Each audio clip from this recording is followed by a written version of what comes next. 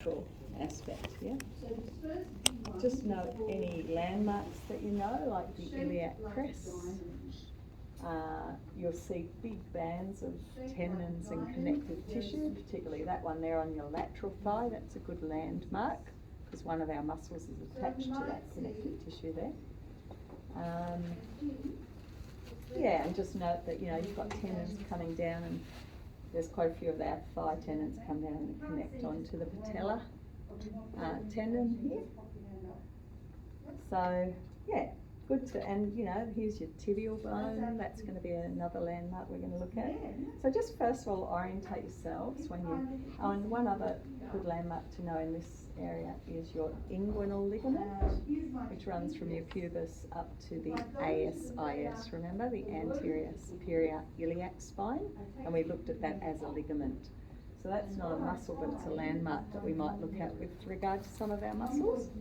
And also just note colour coding on models, that the ligaments are in grey, the yellow is nerves, red is arteries, blue is veins. And so one of our nerves we're going to use today as well.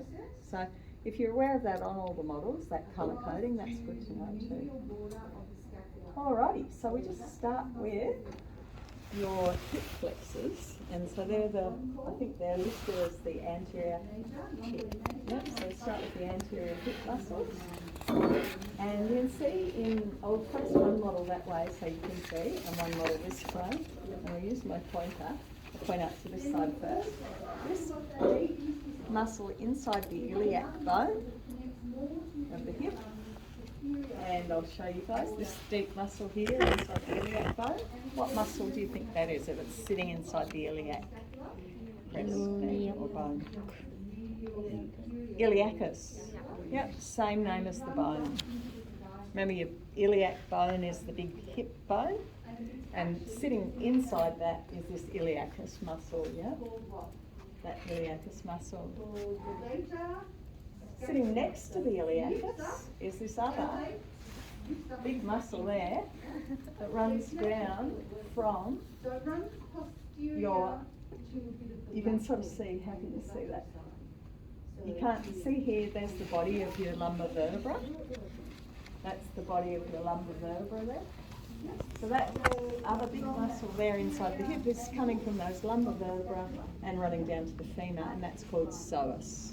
P-S-O-A-S. You don't pronounce the P, it's said psoas. You don't have to say psoas. Psoas and iliacus, you can see they're adjacent to each other. They run together, and underneath that inguinal ligament there, they have run together and formed iliopsoas, and that's your third muscle. So it's really only two muscles that then run together and join into the same tendon that inserts on the femur. And that will be pinned here. So if in an exam you had this pinned here, what would you say, guys? So I've got the pin there, which is just here. Psoas. Psoas? Psoas. Yep. If it was pinned here, Iliacus. and if it was pinned under the inguinal ligament, Iliosus. here, yep, Iliosus. iliopsoas. Iliosus. Because that's the only place you can really see iliopsoas on this Iliosoas. model.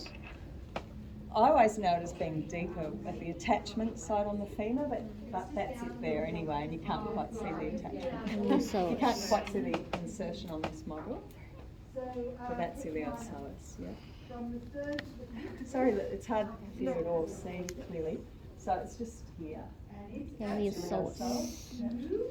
Alrighty, so that's easy. And what would those, if you think about where those muscles are deep in the hip, inside the pelvis, if they shorten, what's going to happen to, what movement's going to happen? Yeah, hip flexion, hip flexion. So they're the big hip flexors, yeah? Great. Alrighty, so moving on down, we'll do, what's next on your list? I think you do posterior here. So we just turn around. What's our nice big buttock muscle? Gluteus Gluteus maximus. maximus, easy one. And it's pretty easy, those three, because gluteus medius sits underneath it, so you need that will maximus comes off, and this nice muscle here is medius. Yeah. Let me know if you can't see the model, and I'll turn it towards you. It's underneath it. Yeah, underneath it. So we take maximus off, and there's this nice muscle. Do you remember on the ilium bone we had gluteal lines when we learnt the bone?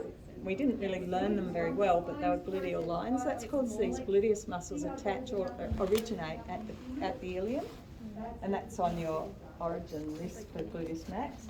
It originates at the ilium bone and also along the sacrum and coccyx as well. You can see the edge of the muscle there. I've taken it off. So that originates there. It runs down onto the femur, and what will it do when it shortens? So I'll just put it back there. When that muscle shortens, yeah, exactly. We're going to extend our hip. And you even feel your muscle contract when you do that movement. And I think it might have a little bit of a role to play in abduction as well. And so, gluteus minimus on your list, you can't see on the model, but that's deeper again. Yep. So just think of them as being layered.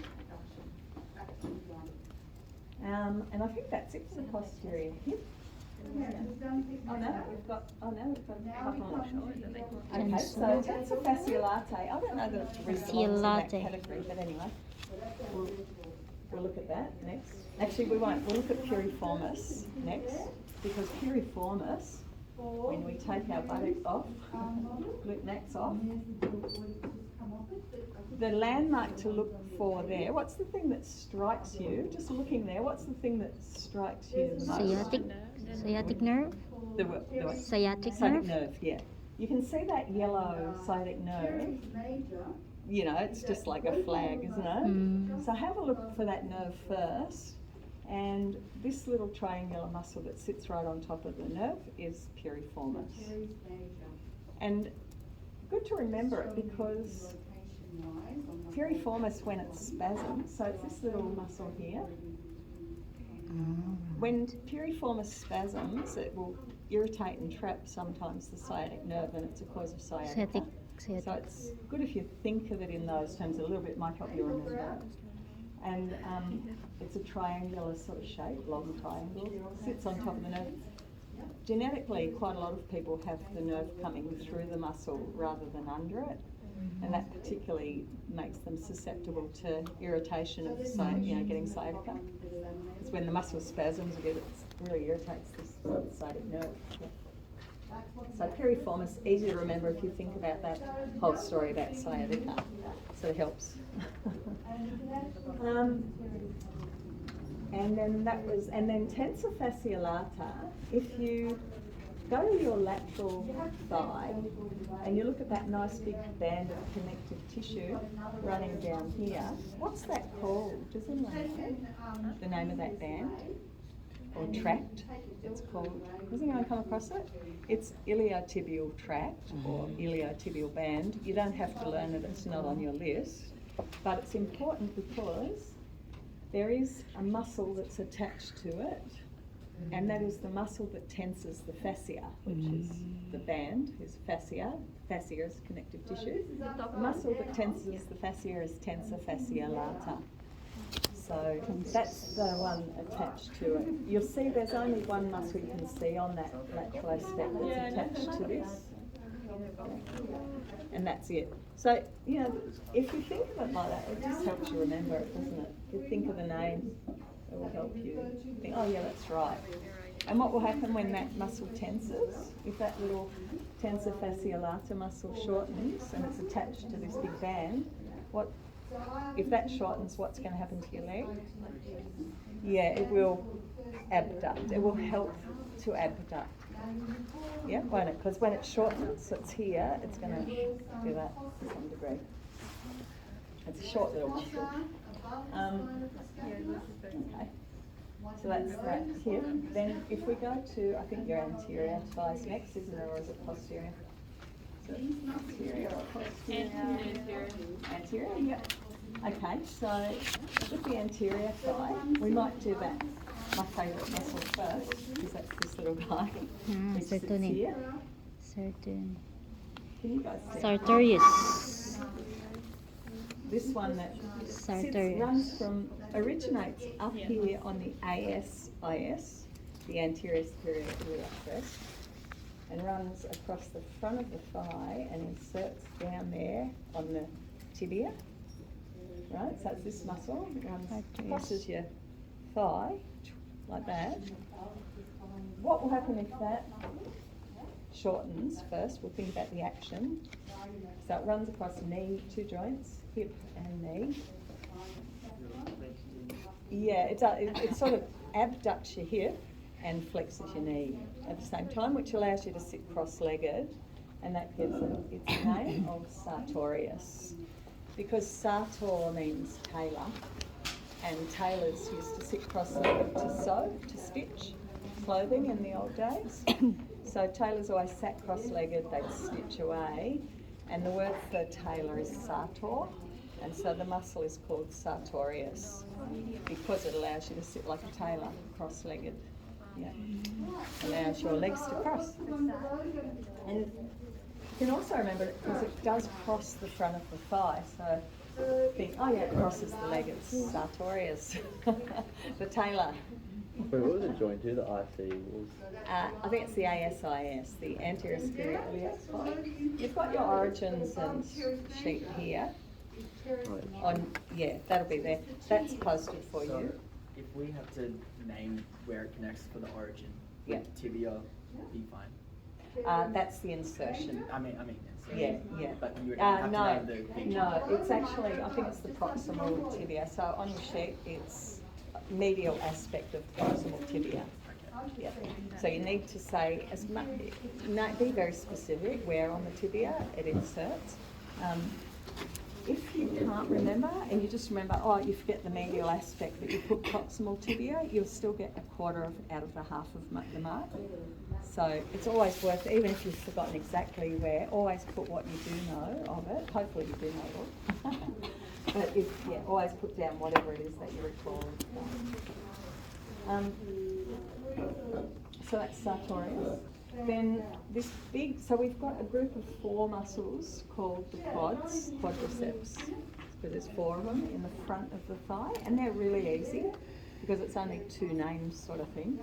So this nice big one in the middle crosses both the hip and the knee joint, because it runs from the anterior inferior iliac spine. So remember on the ilium bone we had the superior, and then below that there was an inferior spine.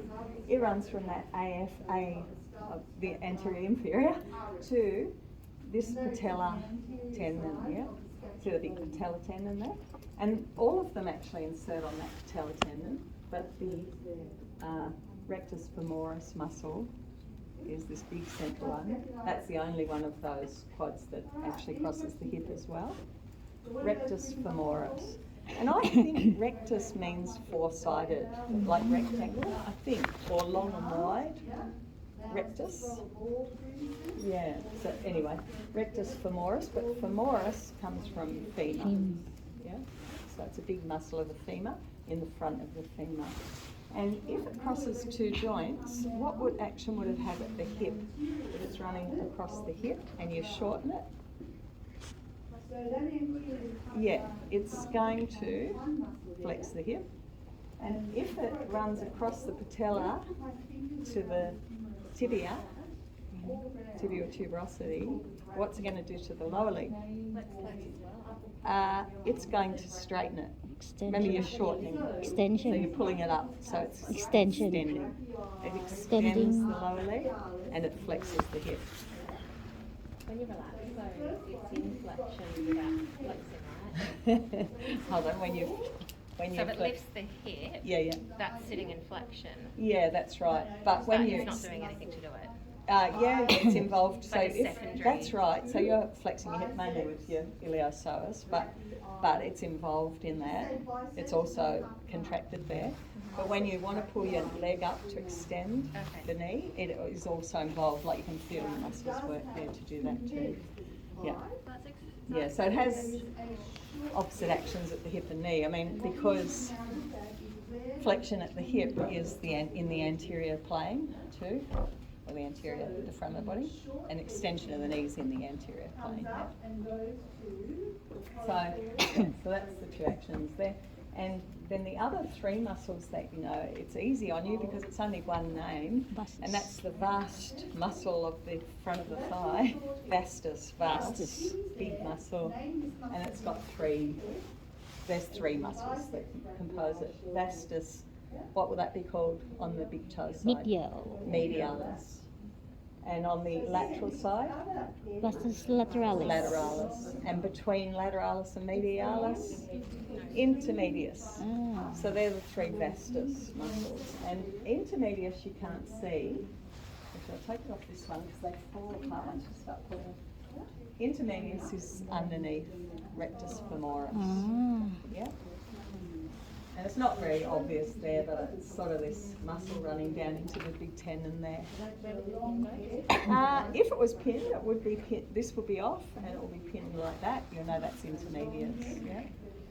Is the origin and insertion the same? I don't. No, it's not. So I mean, yeah, they both run from the femur, part of the femur. I have to. It's on your sheet there. The femur down to the. They have the insertion the same as the rectus femoris, but their origin's different. They don't actually run over the hip.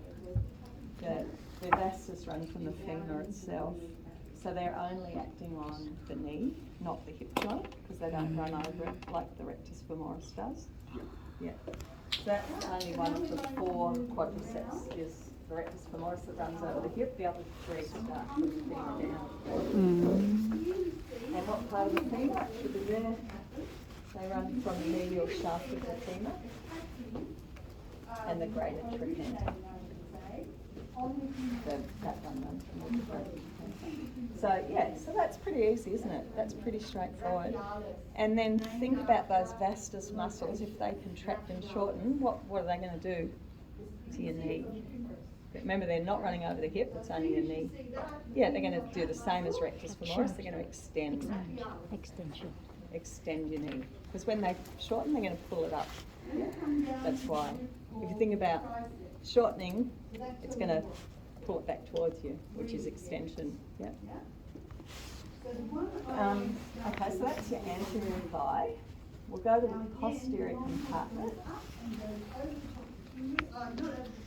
And so we've done our glutes and our piriformis. Then we're going to come down to, that one's had one taken off. At the back we've got the hamstrings. They're three muscles, although there's two heads in one of those.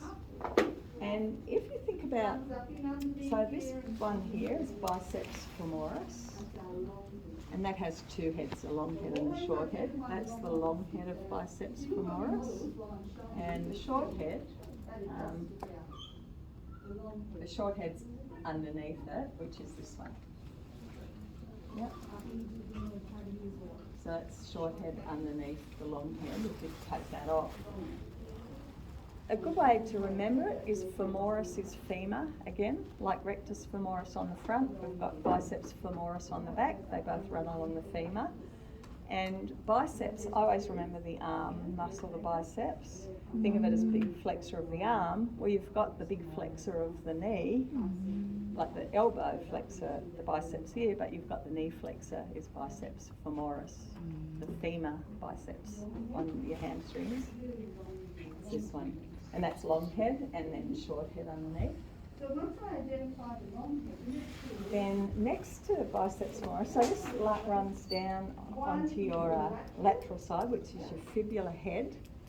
And the insertion is also the fibular head, but also deep in there onto the tibia, just the medial aspect of the tibia as well on that side. On the other side, you've got two other big hamstrings running down that attach onto the tibia bone.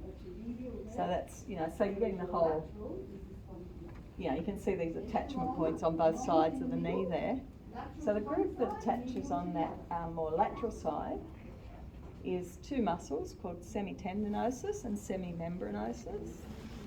And it's really obvious. I always think semitendinosus is obvious because you can see how. So that's these two muscles here, right? Semitendinosus is the one on top, and you can see this tendon that it runs into. See the tendon running through it? So tendinosus. That's really easy. Can you guys see that? Yeah, it's pretty obvious there. That nice tendon running through semitendinosus. And right underneath semitendinosus, you've got another muscle, semimembranosus, directly under that tendon there, semimembranosus. So just think of them together. Amanda says on the video, tendinosis, how she thinks of it is tendinosus T for on top, membranosus underneath. So that's really easy. Biceps femoris, semimembranosus, semitendinosus. Yeah. And you can see how they're just coming from down from your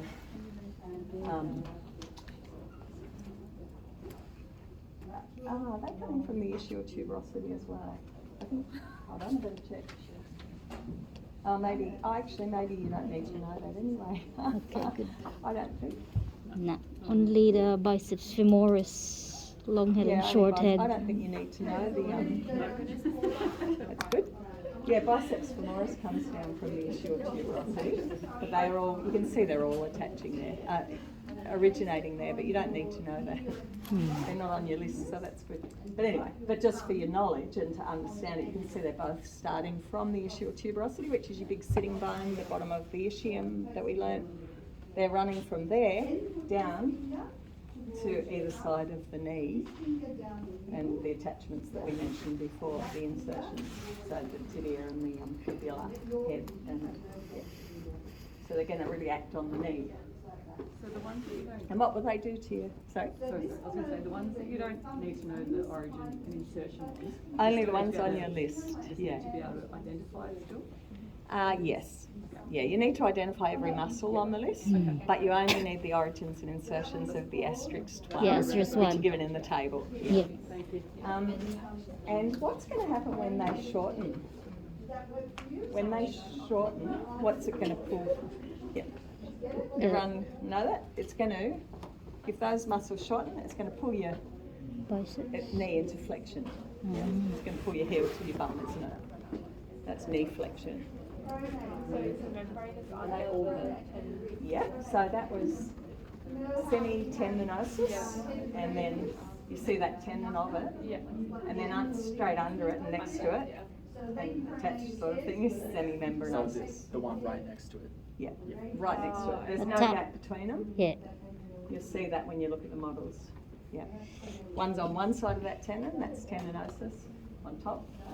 The other's membranosus on the bottom side of the tendon. So that's those ones. I think, what else is on there? I think we've covered those. Is there any more that we've left? Yep, no, that's good. Okay, so then we'll go to the inner cut. So, Thigh medial, yeah, the so we'll just do gracialis. that. Yep, thank you. We'll go there next.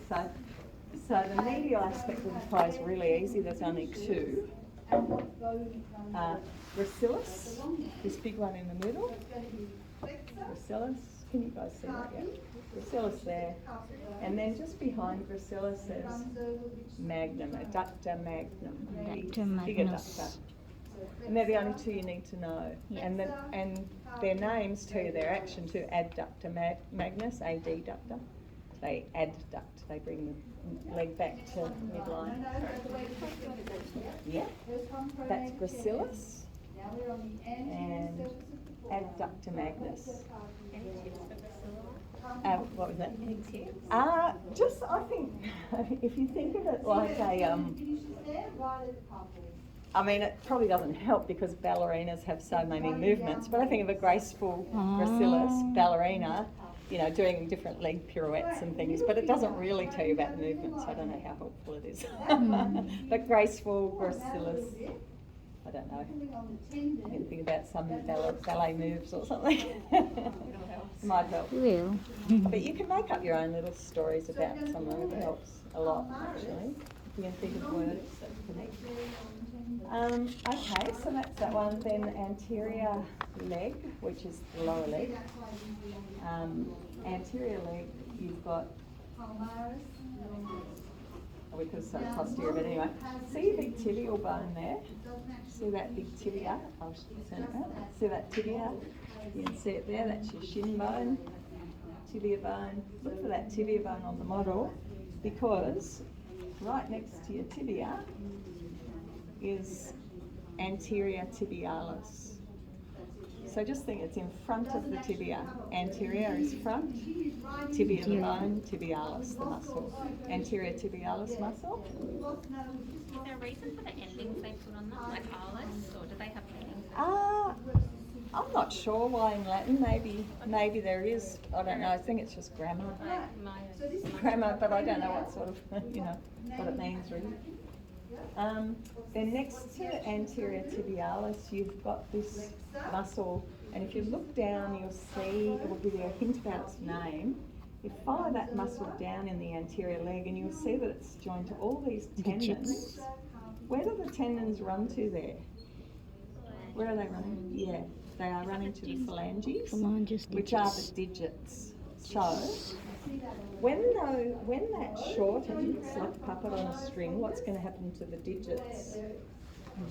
Yeah, they're going to extend. So, extensor digitorum longus is that muscle.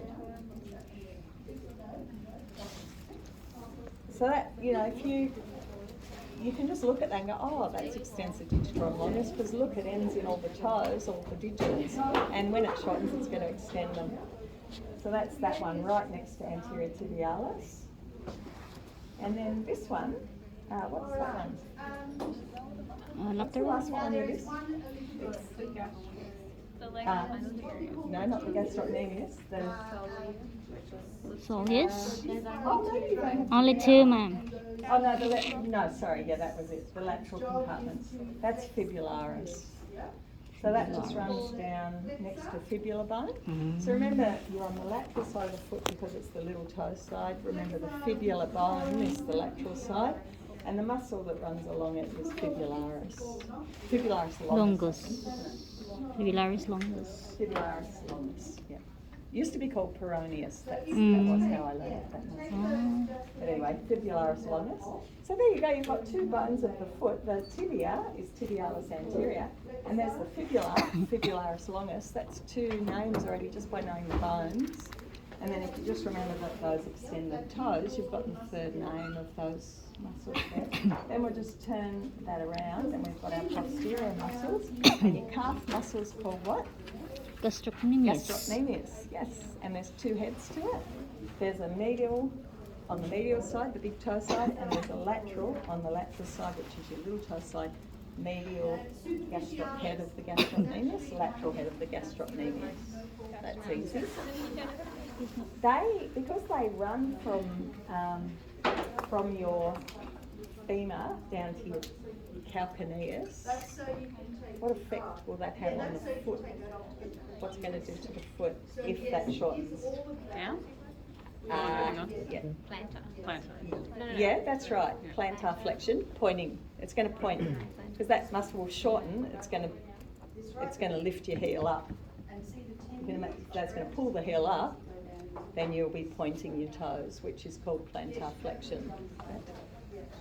So plantar flexion for the gastrocnemius muscle. And there's just one other muscle at the back, and that lies beneath your gastrocnemius. There's this one sitting underneath for the whole width of it. It also, just check that it also goes to the calcaneus, so you can see the muscle underneath, joining in and connecting there too. That's soleus. Soleus sits right underneath gastrocnemius, and just so you know you've got it, you can see it attaching down with the calcaneus as well. So the Gastrocnemius so that sits on joins top. into Yeah. soleus. Yeah, they all, well, it sort of runs underneath it. I think Okay. it attaches to the tendon of gastrocnemius along its length here. So the gastro one's more up top with the chunks. Yeah, so then the it just sits in gastroc, so gastroc just sits on top, but directly underneath it, you can see it there, that muscle you see on either side of the tendon, that's soleus. runs the full length to just deeper than gastrocnemius. And you can take gastrocnemius off there, or you can take the medial head off and have a look at the soleus underneath. But it's the whole width of the back. It's under both heads of the gastrocnemius. So gastrocnemius doesn't just sit against the bone, it sits on top of soleus. Where's the origin of the gastrocnemius? I think it's the condyles. I think it's the tibial condyle. Hold on, I'll check exactly. Yeah, so two heads, the medial and lateral condyles of the femur. Yeah. Yeah. So it will have some sort of action in the knee joint too. What will that do? Maybe it doesn't, I'm not sure. I could think about that one. It's probably involved in, to some degree, in flexion of the knee as well, but not much. I don't think it's a big movement of the knee, but anyway, it probably does. Anyway, okay, so that's it. I think did we cover? I think we finished. Haven't we? Yeah, that's all the muscles. Sorry, where was the fibular? Yeah, fibula. So remember, you've got your fibular bone running up this side. There it is there. Oh, Yeah, so just think of your fibula. Yeah, it's on the lateral side. Because your fibular bone runs along there and then the tibia's on that side, yeah? okay. So, yeah, any other questions there? Did anyone want something clarified? Good. Great. That's good. If you can always think about which joints the muscles run over, usually it's only one joint, sometimes two, then you can work out when it shortens and contracts what is going to happen at that joint. That really helps. It helps you know the movement without having to rote learn it. You can just think about it and think, oh yeah, of course, you know, if you contract your hamstrings, your knee's going to flex. That gives you one action already. Or it crosses two joints, so it's going to flex the knee, but it will extend the hip at the same time. Do we only need one action, or if there's numerous, do we need to write them all? Often in the exam they will say give one action, but I would still learn them both because it might be they just ask for the actions that it does, and usually there's only one. It's not very often that you get two actions. There's not many muscles that run over two joints. So there's quite a few muscles now Did that they ask it like theory at all, like that, with like multiple actions? You will get some actions asked. It's not going to be a huge focus on them, but I think if you can just think about what the action will be, that's better than learning too much. I mean, I'd be learning the muscle names and the